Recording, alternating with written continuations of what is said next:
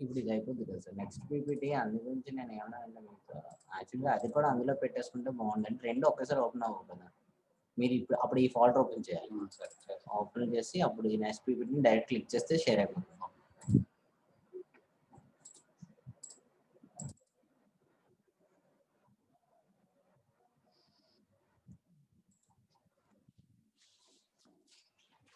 Good morning, everyone. Today's practical class is about renal cell carcinoma and polycystic kidney disease. Okay, so first I'll talk about renal cell carcinoma. So basically, in numbers, we'll discuss in numbers.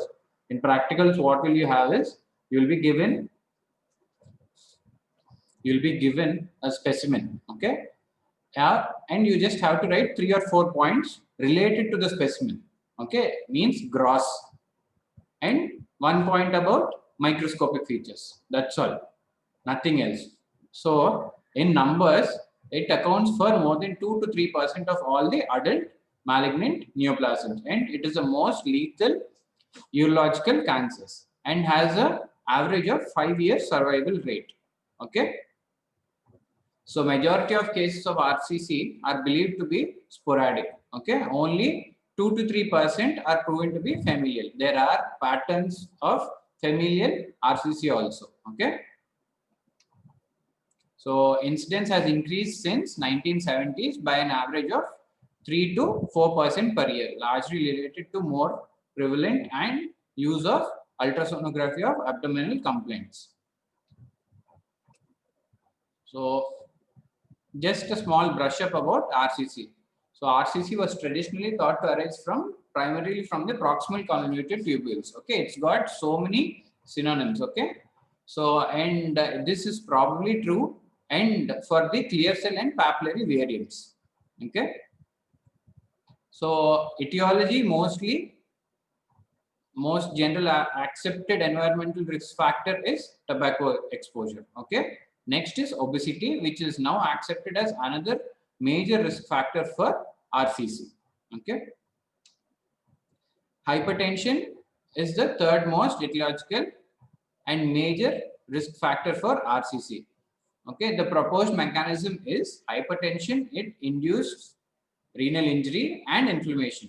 Okay, or metabolic and functional changes in the renal tubules, which increases the susceptibility to carcinogens. That is what happens during hypertension. So I told you, familial is only some 2 to 3%. An increased incidence of RCC is also observed in patients with, it is called as ESRD, which is end stage renal disease. Okay, and certain familial syndromes. So you just have to know the names. All this theory part you don't have to remember now. I'm just telling you the names. Okay, so von Hippel-Leydig syndrome, hereditary PAP, all these you have to know the chromosome involved. Okay, and some clinical manifestations. Okay, so when they ask about RCC in a main question, it is better you write all these. So what is the pathology? Most of it are round to ovoid, circumscribed by a pseudocapsule of compressed parenchyma and fibrous tissue. Okay, unlike upper urothelial carcinomas, RCC are not grossly infiltrated. Okay, with a notable exception of collecting duct carcinomas. So definitely RCC is a gross tumor. Okay, gross tumor, which means size matters. So tumor size has averaged between 4 to 8 centimeters in most of the series. Okay, and tumors smaller than 3 centimeters were previously classified as adenomas, but some small tumors have been associated with METs. Okay, so remember size. Definitely the specimen which you have seen in our museum, it is a very big tumor. Okay, so most of them are bivalve. RCC consists of this is a gross feature. Okay, yellow tan to brown tumor interspersed with fibrous, necrotic, and hemorrhagic. Variegated appearance, they'll tell now, fibrous, necrotic, and or hemorrhagic areas with few uniform in gross appearance. Okay. So you'll also see few areas, few specimens having cystic degeneration found in 10 to 25% of RCCs. Okay. Which are thought to be having better prognosis than purely solid RCC. Okay. And calcification can be stippled or plaque-like and is found in 10 to 20%. So grossly it is bivalve. It is yellow, tan to brown tumor interspersed with fibrotic, necrotic, or hemorrhagic areas. Okay. And you can also see in few specimens having cystic degeneration. Okay. Calcifications can be stippled or plaque-like. So nuclear features can be highly variable. Grading is generally there is a classification and there is a name for the grading system. I'll tell you as we go further. Grading has been based primarily on the nuclear size and shape and appearance and absence of prominent nucleoli. Okay, so this is the grading system.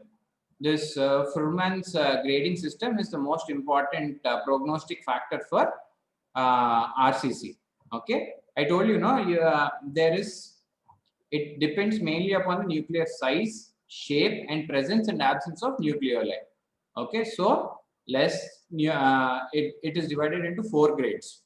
Okay, nuclear size, outline, and nucleoli. Okay, so first and the last grade, I'll tell you. First grade, 10 micrometers, round to uniform nuclei, and completely absent nucleoli. Whereas, if it is more than, the nuclear size is more than 20 microns, okay, it should have a bizarre or often multi-lobe. Prominent nuclei with heavy chromatin and clumps should be present. Okay, so it is divided into 4 grades. Frank invasion and perforation of renal capsules is seen. Okay. So one unique feature of RCC is its predilection for the involvement of venous system. What will happen? This is the most common manifested in forms of continuous tumor emboli. Okay, tumor thrombus that can extend into the inferior IVC, inferior vena cava. Okay, as high as the right atrium. So many such tumor thrombi are heavily vascularized by atrial blood flow.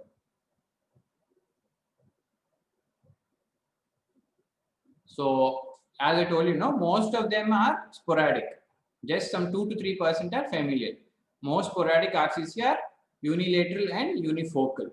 Bilateral involvement can be synchronous or asynchronous and can be found in 2 to 4% of the sporadic RCC. Okay. Now I will discuss about the variants of RCC. Okay. So first is clear cell. Clear means you can just imagine. Clear means nothing but it is completely empty. Okay, in our words, it is completely empty. So clear RCC, clear cell renal cell carcinoma accounts for more than 70 to 80% of all RCC. Okay, so these tumors are typically yellow when they are bivalve and highly vascular, containing a network of delicate vascular sinusoids. And on microscopic examination, clear cell RCC can include clear cells, granular cells, and or mixed types. So once you see yellow, it is yellow, right? Then they are bivalve and highly vascular. So yellow to, and see, look at this. It is completely clear. As we go further, I will tell you different types of RCC. Then you know the difference. You will be able to differentiate it. Okay, so this is a microscopic picture of clear cell renal cell carcinoma. So prognosis, they have a worse prognosis. Okay, when compared to papillary and chromophobic. I'll discuss about papillary and chromophobic also. So papillary also designated as chromophilic RCC in previous classification, okay? And it is the second most common histological type. It represents up to 10 to 15% of all RCCs. So papillary, you must know, it will have a central core, okay, highly vascularized, abundant granular cytoplasm, and definitely if it is carcinoma, high grade nucleus will be there, okay. All these patterns you will see, okay. But why I am showing picture, imaging picture is papillary renal cell carcinoma often presents with multiple small enhancing renal tumors, okay, multiple small enhancing renal tumors, okay.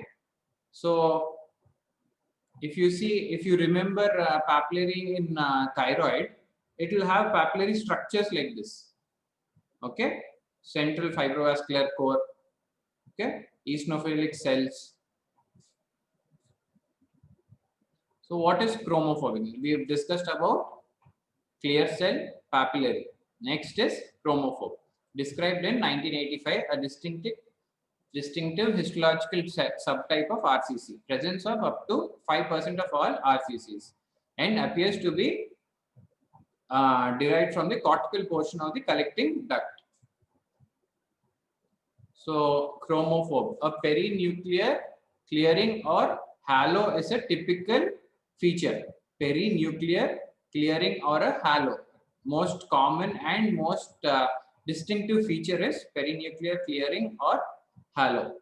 So electron microscopic findings consist of numerous, which is 150 to 300 microvesicles, okay, which are the most distinctive and defining feature of chromophobic renal cell carcinoma. Okay, these microvesicles are, how will you, it is little difficult to find out in H&E stain. So Haldane colloidal ion stain is used. Okay, it indicates the presence of mucopolysaccharides. So your question in Viva, when you are given a gross feature of RCC, when you tell the variants, they can ask you how will you differentiate chromophobe. One, electron microscope, you will be seeing distinctive microvesicles can be seen, and these microvesicles, how and which stain is useful. So the stain is Haldane colloidal ion stain. Okay. So this is the Haldane ion stain. Okay. These are the microvesicles. Okay. So as we go further, it's got a better prognosis. Okay. So the first is clear cell, bad prognosis, and chromophobe, it has got better, and the middle was papillary. It has also got not as bad as clear cell, but it's got a better prognosis. Okay. This is just for this is an addition, so I just want you to know. Okay, it is mainly a carcinoma of the Bellini's. Okay, a collecting duct of Bellini's. So carcinoma of the collecting duct of Bellini's is a relatively rare subtype. Okay, so most reported cases of collecting duct of carcinoma has high grade, advanced stage, unresponsive to conventional therapies. And renal medullary carcinoma. So what is renal medullary carcinoma? It is a subtype of RCC that occurs almost exclusively in patients with sickle cell trait. Okay. So all these, whatever I told you, you have to just remember the basic points, most important points. See, in this, it is a carcinoma of the collecting duct of Bellini. Here, it is a sickle cell trait. Like that for papillary, for chromophobe. Like for chromophobe, you have to know the colloid ion stain. Okay. And papillary, you have to know the imaging and microvesicles in chromophobe. All these, they have different distinctive patterns. If you remember those distinctive patterns, it is a very easy answer. Okay. It is typically diagnosed in young African Americans, okay, often in the third decade of life. So this histological features they share with collecting duct of carcinoma, and some consider it as a subtype of the collecting duct carcinoma. Okay, so this is a very bad tumor, sarcomatoid differentiation. It's got very bad prognosis, and it is a very aggressive, and the mets are very aggressive. Okay, so sarcomatoid, it is generally found in 1%, 1 to 5%, and most commonly associated with clear cell or chromophobe. So sarcomatoid is also got differentiation like spindle cell type, positive staining for Wyminton, infiltrative growth pattern. As I told you, it is very aggressive local and met behavior, and prognosis is very poor. Okay, so spindle cell type, spindle cells are seen. Okay, infiltrative.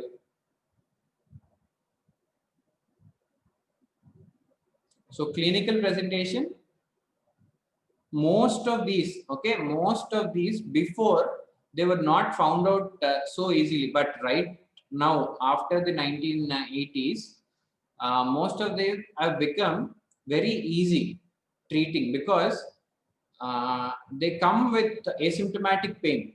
Okay, because of the sequestered local of the location of the kidney within the retroperitoneum.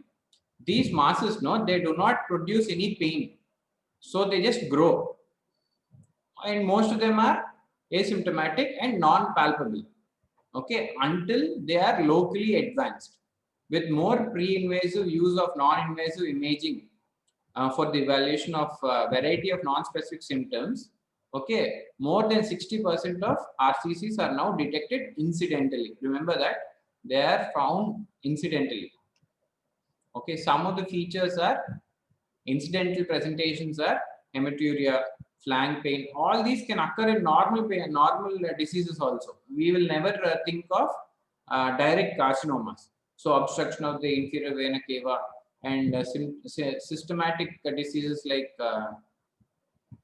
cough, bone pain, lymphadenopathies, okay, weight loss. So before, okay, previously it was internist tumor because there was a predominant of systemic rather than local manifestations. Now, a more appropriate name would be radiological tumor because of it is incidentally detected. Okay. So, number of factors make screening of RCC appealing. Okay. Most important, RCC remains primarily a surgical disease requiring early diagnosis to optimize the opportunity for cure.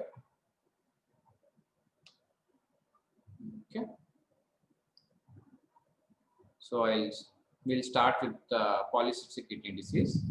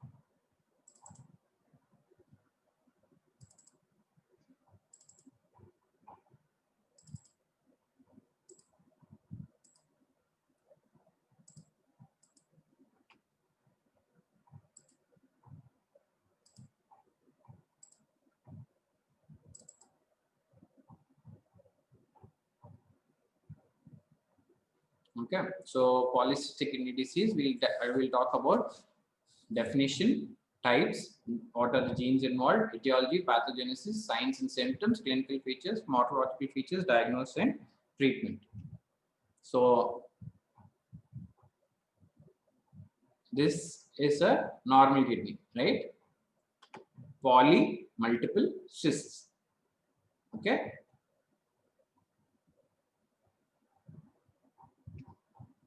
So markedly enlarged polycystic kidneys, which are there on both sides, and a normal kidney, which is there in the middle. Just sharing a picture how polycystic kidney disease, when you get a gross image, it will be large. Okay, it will have multiple cysts. Don't think it is renal cell carcinoma and don't write it is renal cell carcinoma. Okay, renal cell carcinoma will be well circumscribed, uniform, large tumor. Okay, 4 to 5 centimeters. But if you see here, it is multiple cysts. So when you get an image, when you see an image in the exam, don't write RCC. Okay, markedly enlarged. Grossly, you can write markedly enlarged cysts seen throughout the kidney. What about the architecture of the kidney? It is totally effaced. The architecture is totally effaced. See, no normal structure is seen. Okay. So definition is, it is a disorder in which major portions of renal parenchyma are converted into cysts of varying size. It is better you tell this. What is polycystic kidney disease? It is a disorder in which major portion of renal parenchyma is converted into cysts of varying size. So you must be knowing there are two types: autosomal, dominant, recessive. So there is only two. The dominant is in adults, recessive is in infants. Just remember that. Recessive, infants, dominant, adults. Autosomal, AKPD. It is adult. Okay. ARPKD is in infants. Recessive. So autosomal dominant, a form that usually occurs in systems in adulthood. Okay. And autosomal recessive, a rare, for that usually causes systemic to it is generally shown in infancy and childhood, early childhood. So I'll be discussing more about adult. Okay, it is a multi-systemic disorder characterized by multiple bilateral renal cysts associated with cysts in other organs such as liver, pancreas, and arachnoid membrane. So it is a multi-system disorder characterized by multiple cysts, bilateral, associated with cysts in other organs like liver, parenchyma, and pancreas and arachnoid membrane. So definitely, I told you, gene involvement. It is a genetic disorder mediated primarily by mutation of. You must be knowing the two genes. Okay, mutation of two genes, different genes, and is expressed in an autosomal dominant pattern. So incidence is up from 1:400 to 1:1000. Okay, relatively common in adults. Okay, it is also a cause for end-stage renal disease. Okay, this ESRD is end-stage renal disease or failure in approximately. Okay, so PKD1 gene located on chromosome 16 is the cause for about 85% of the cases, whereas PKD2 gene up to 50%, 15%. It is present on the 4th chromosome. Okay, so the proteins, the gene is PKD1. I mean adult dominant polycystic kidney disease 1 and 2. So 1 polycystin 1, 2 is polycystin 2. Remember, 1 most common, 85% of the cases. Okay. So etiology and pathogenesis, the proteins are now known as polycystin 1, polycystin 2. They play a crucial role, okay, a critical role in normal function of primary cilium. Okay, that is essential for maintaining the differentiation phenotype in tubular epitheliums. See, remember, tubular epitheliums, it has to maintain the normal function of the primary cilia. Okay, so what will happen? The disordered function of polycystin is the base for cystic formation. Why? Here itself it is there.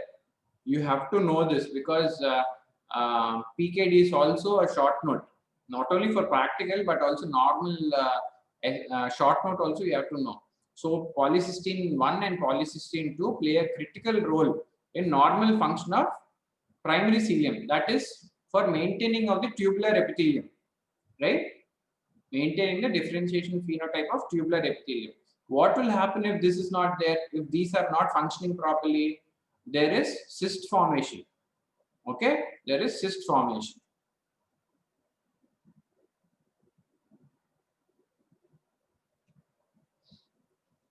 So main feature of AD-PKD is bilateral progressive increase in number of cysts, okay, which may lead to, definitely it will lead to end stage renal disease. Okay, there, as I told you before, liver, hepatic cysts, arachnoid membrane, cerebral aneurysms, cardiac valvular abnormalities also may occur.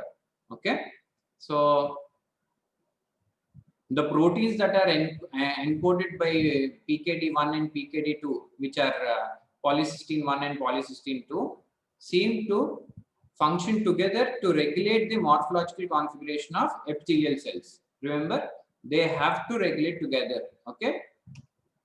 So what will happen? A decrease in urine concentration ability in an early manifestation.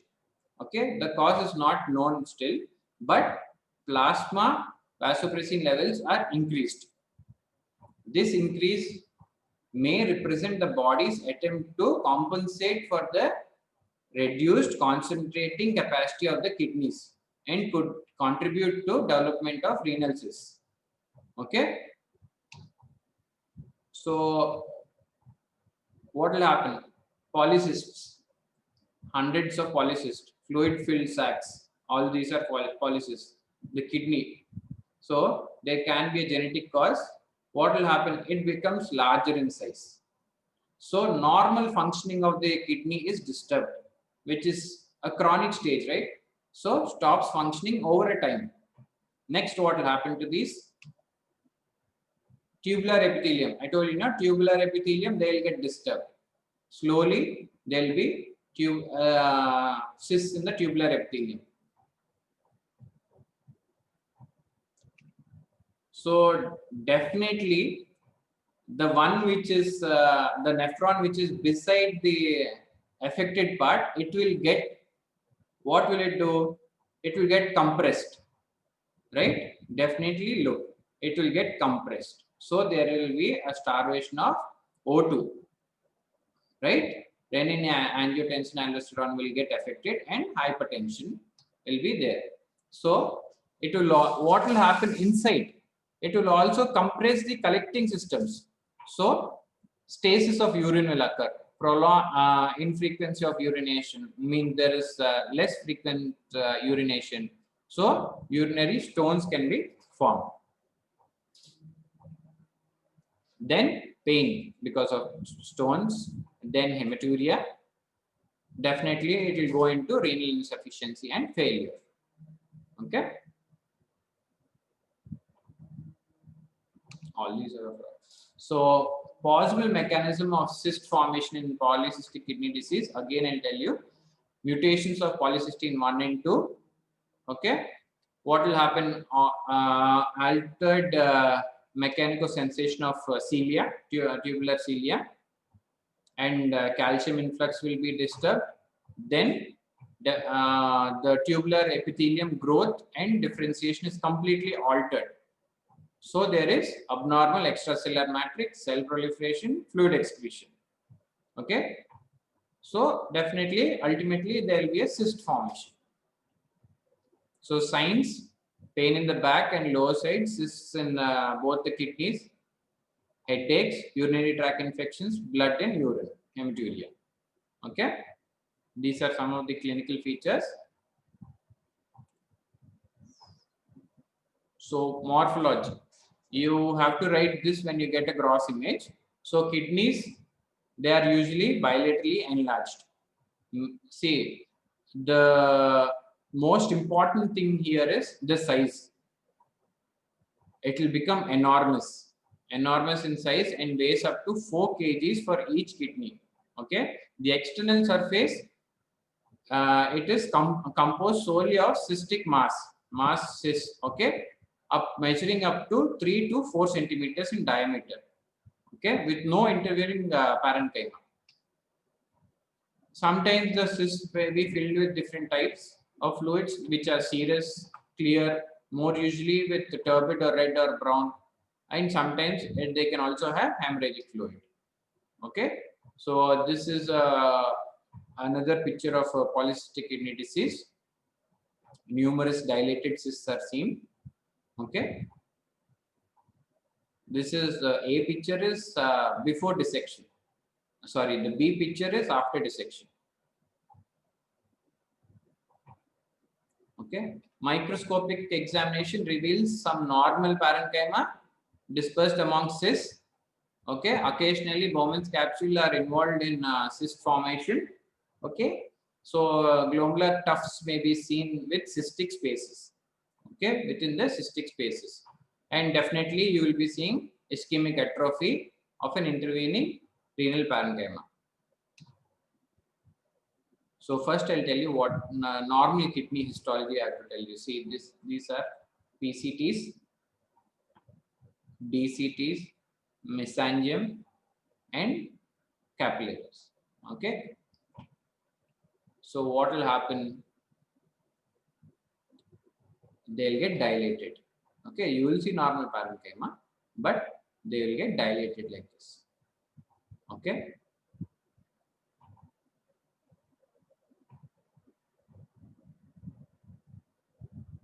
So this is nothing but different stains. Okay, in different stains, just what will happen? How will you differentiate in a low power of PA stain? Okay, and IHCs if we use, it is nothing but immunohistochemistry. For prognosis also we need. So routine laboratory studies include serum chemistry profile, including calcium and phosphorus. Okay, and urine analysis, most important thing, culture, genetic testing performed, in which the major indications is for genetic screening only in adults. Okay, and lastly, ultrasonographic findings. So imaging here also plays an important role. Okay. So management, no specific medications is available for polycystic kidney disease. However, necessary to accomplish the when there is hypertension, you have to choose the drug of choice for ACE inhibitors, and any abnormal infections like urinary tract infections or cyst infections, or you have to treat the hematuria, which can cause anemia. So you have to treat systemically. Okay, and definitely when the kidneys are both enlarged, you will have pain. So for the pain intervention also. So surgical option includes surgical drainage, okay, nephrectomy, partial, and liver transplantation. Okay, thank you.